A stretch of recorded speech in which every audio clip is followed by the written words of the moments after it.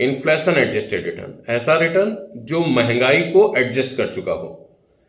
इसको ऐसे समझते हैं कि मान लिया जाए हमें कोई प्रोडक्ट आज की बजाय 1 साल या 2 साल बाद खरीदना है।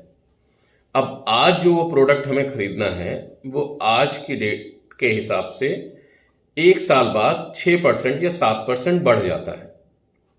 तो अब वो 6-7% बढ़ जाता है, वो क्यों है? क्योंकि वो महंगाई है या इन्फ्लेशन है, इस वजह से उसकी प्राइस बढ़ जाती है। तो हमें अगर आज वो प्रोडक्ट नहीं खरीदना है तो हम पैरेलली क्या सकते हैं, उसके लिए हम कहीं इन्वेस्टमेंट कर दें और 1 साल बाद उस इन्वेस्टमेंट से मेच्योरिटी लेंगे, तो उस मेच्योरिटी से हम उस प्रोडक्ट को परचेज कर सकते हैं।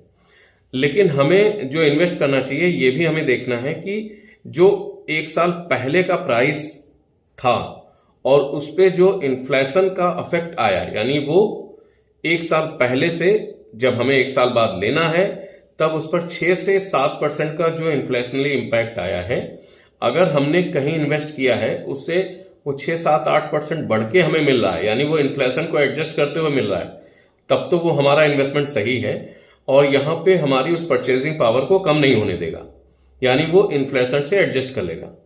तो ऐसा रिटर्न इन्फ्लेशन एडजस्टेड रिटर्न कहलाएगा। इसको कैलकुलेट करने के लिए एक सिंपल सा एक्सेल में फाइनेंशियल मैथमेटिक्स के कैलकुलेशन में आपको फार्मूला मिलता है, जिसको हम ऐसे समझ सकते हैं कि सिंपल 1+रेट का मतलब जहां भी आप इन्वेस्टमेंट कर रहे हैं उसका रेट, उसको डिवाइड करना है इन्फ्लेशन रेट से। उसको समझिएगा, 1+रेट अपॉन 1+इन्फ्लेशन, ब्रैकेट दोनों साइड से क्लोज होने के बाद फिर -1 करेंगे तो हमारा इन्फ्लेशन एडजस्टेड रिटर्न कैलकुलेट निकल के आएगा। इसको ऐसे समझ सकते हैं कि मान लिया जाए हमारा इन्वेस्टमेंट का रिटर्न है 8% और इन्फ्लेशन का रिटर्न है 6%। तो अगर सिंपल पकड़े तो 8 में से 6 माइनस किया तो 2% का हमारा इन्फ्लेशन एडजस्टेड रिटर्न आ रहा है। बट अगर हम एफएक्स फार्मूला एक्सेल के तरीके से कैलकुलेट करेंगे तो हमारा अराउंड 1.87% का इन्फ्लेशन एडजस्टेड रिटर्न निकल के आएगा। तो इस तरीके से हमें इन्वेस्टमेंट करना है कि हमारा इन्फ्लेशन एडजस्टेड रिटर्न हो, वो एक तरीके से हमारा रियल इफेक्टिव रिटर्न कहलाएगा। ये तो हुआ इन्फ्लेशन एडजस्टेड रिटर्न का।